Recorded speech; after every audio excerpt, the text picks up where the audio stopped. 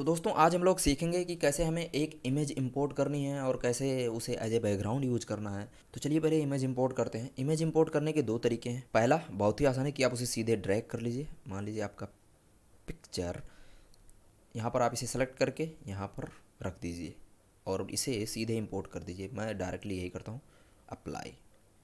आपकी image import हो चुकी है। ये पीएनजी फाइल थी तो इस तरह से आ गई। अब आपको इसको दूसरी जगह पर रखना है कहीं पर और उसके साइज़ को चेंज करना है, तो उसके लिए आप सीधे एनिमेट टूल यूज़ कर लीजिए। ये इसके लिए बहुत ही बेहतर है। मान लीजिए मैंने इसे यहाँ रख दिया। अब इसके साइज़ को इससे स्केल चेंज कर सकते हैं, ठीक है। तो यहाँ पर एनिमेट टूल बहुत ही काम की चीज़ होती है। आप इसे रोटेट भी कर सकते हैं। आप इसकी साइज़ बड़ी कर सकते हो, बहुत बड़ी, जितनी आप चाहते हो, ठीक। अगर आप पूरे में चाहते हो तो आप कर सकते हो। दूसरी पिक भी आप इंपोर्ट कर सकते हो डायरेक्टली, सिंपल, जैसे मैंने इसे किया था, इंपोर्ट अप्लाई, ठीक है। तो ये देख लीजिए आप इस पिक को भी, अब इसका पहले स्केल छोटा कर लेते हैं, फिर अगर आपको इसको रीपोजीशन करना है, यहाँ पर रखना चाहते हैं तो रख सकते हैं, यूज कर सकते हैं, ठीक है। ये बहुत ही आसान चीज़ है। इसको इंपोर्ट करने का एक और तरीका जो मैं आपसे बता रहा था, दूसरा तरीका वो ये है कि आप सीधे ब्राउज़र में जाइए, यहाँ पर फिर आप देख लीजिए कि आपका पिक कहाँ पर है। तो मेरा तो डेस्कटॉप पे है, तो मैं डेस्कटॉप पे जाऊँगा और यहाँ तो ये देख लीजिए ये वाली पिक है। इस पर मैं राइट क्लिक करूँगा, लोड क्लिक किया, इंपोर्ट पर क्लिक किया, उसके बाद सीधे अप्लाई कर देंगे। ये देख लीजिए फिर से ये पिक आ चुकी है दूसरी बार। ये वाली आई है जो मैंने ब्राउज़र से जा कर के किया है। फिर से इसका साइज चेंज कर सकते हैं और इसे कहीं पर भी रख सकते हैं, पोजीशन, ठीक है। तो इन दो तरीक़ों से आप इमेज इंपोर्ट कर सकते हो ओपन टूल्स में और ये बहुत ही आसान तरीका है। मैं आपको हमेशा सजेस्ट करूंगा कि आप सीधे ड्रैग एंड ड्रॉप कर लीजिए, क्योंकि ये बहुत ही आसान तरीका है। आपको ब्राउज़र में जाकर के उसे ढूंढने की ज़रूरत नहीं है। लेकिन फिर भी अगर आप करना चाहते हैं तो आपकी चॉइस है। एक और चीज़ जो मैं आपको बताना चाहता हूँ कि आप अपनी पिक को एज ए बैकग्राउंड कैसे यूज करेंगे। तो आप मान लीजिए अभी ऐसे हैं, आपको एज ए बैकग्राउंड कोई पिक देखनी है, तो उसके लिए आपको अच्छा पिक होना चाहिए। मान लीजिए मैंने इसे ड्रैग एंड ड्रॉप कर लिया, यहाँ पर अप्लाई, सीधे ये देख लीजिए एज ए बैकग्राउंड मैं इस पिक को ले रहा हूँ। मैं इसकी स्केल पहले थोड़ी सी बड़ा कर दूंगा ताकि ये मेरे पूरे कैमरे पर आ जाए, ठीक है। तो ये मैंने इतना बड़ा कर दिया। अब ये देख लीजिए ये पूरी पिक फ्रेम में आ रही है। मैं इतना चाहता था ताकि कोई और दूसरी चीज़ ना आए। अब इस पर आप जो कुछ भी बनाना चाहते हैं बना सकते हैं, कुछ भी ड्रॉ करना चाहते हैं ड्रॉ कर सकते हैं। ये देखिए कुछ भी आप बना सकते हैं।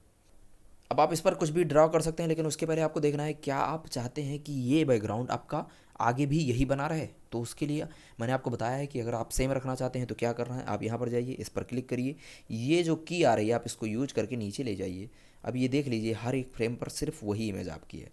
फ्रेम नंबर 14 पे आप देखेंगे तो वही है, 20 पे देखेंगे तो वही है। तो अब अगर आप कुछ भी बनाना चाह रहे हैं तो बना लीजिए। यहाँ पर मैं गया इस पर, अब ड्रॉ करना मैं स्टार्ट करूँगा। ये देखिएगा आप कुछ भी ड्रॉ कर सकते हैं। मान लीजिए मैं एक नॉर्मल सा इंसान सा बना लेता हूँ, थोड़ा इंसान सा दिखिएगा, सॉरी अगर अच्छा नहीं लग रहा, ठीक।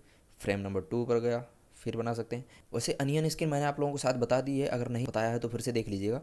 ये यहाँ पर जा कर के अगर आप इस पर क्लिक कर देंगे तो इसका मतलब ये होता है कि आपने जो पहले बनाया हुआ है वो आपको दिखेगा। और इसका मतलब ये नहीं होता कि आपके सेकंड फ्रेम में भी ये चीज़ बनी हुई है। इसका मतलब सिर्फ इतना है कि आप इससे रेफरेंस ले सकते हैं कि आप वैसा ही बनाना चाह रहे हैं या कुछ और बनाना चाह रहे हैं, या आप देखना चाह रहे हैं कि कहाँ पर पहले बनाया था। तो इन सारी चीज़ों के लिए अनियन स्किन यूज होता है। हल्का सा ऐसा ही बना लिया। फ्रेम नंबर 3 पर मैं जाऊँगा, फिर से मेरा अनियन स्किन ऑन है। सिर्फ मैंने एक तक ऑन किया है अनियन स्किन, तो इसीलिए एक ही दिख रहा है। अगर आप चाहते हैं एक और देखना है तो आप यहाँ पर क्लिक कर दीजिए, आपका दूसरा वाला भी दिखेगा। फिर से मैंने बना लिया। फ्रेम नंबर 3 पर गए, यहाँ पर बना लिया। 4 पर गए,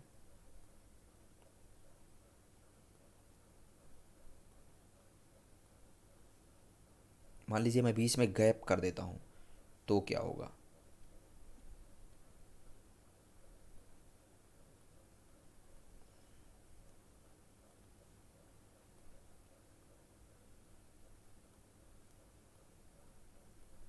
तो अगर आप इसे प्ले करेंगे तो देख लीजिए एक छोटा सा मैंने एक इंसान बनाया है जो थोड़ा सा यहाँ से चलता हुआ इधर आएगा।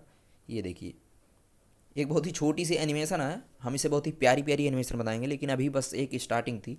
मैंने सिर्फ यहीं तक बनाया हुआ है, तो ये चीज़ सिर्फ यहीं तक आ रही है। उसके बाद देख लीजिए यहाँ तक आएगा, उसके बाद ये सिर्फ बैकग्राउंड बना रहेगा और ये चीज़ हट जाती है। तो इस तरह से आप एनिमेट कर सकते हैं। आप किसी इमेज को अपना बैकग्राउंड ही बना सकते हैं, एज ए बैकग्राउंड आप उसे यूज कर सकते हैं। आप कहीं से भी उसे बना करके ला सकते हैं। मान लीजिए आप फोटोशॉप में जा करके एक बैकग्राउंड बनाइए, या फिर इलस्ट्रेटर में आप कहीं से भी बना करके ला करके यहाँ पर रख सकते हैं, और उसके आगे जो कुछ भी आप एनिमेशन करना चाह रहे हैं वो कर सकते हैं। तो अगर वीडियो पसंद आया तो लाइक कर दीजिएगा, चैनल सब्सक्राइब कर लीजिए। अपने दोस्तों के साथ अगर कोई और है जो देखना चाहता है ऐसे वीडियोज, सीखना चाहता है ओपन टूल्स के बारे में, उसे शेयर कर दीजिएगा।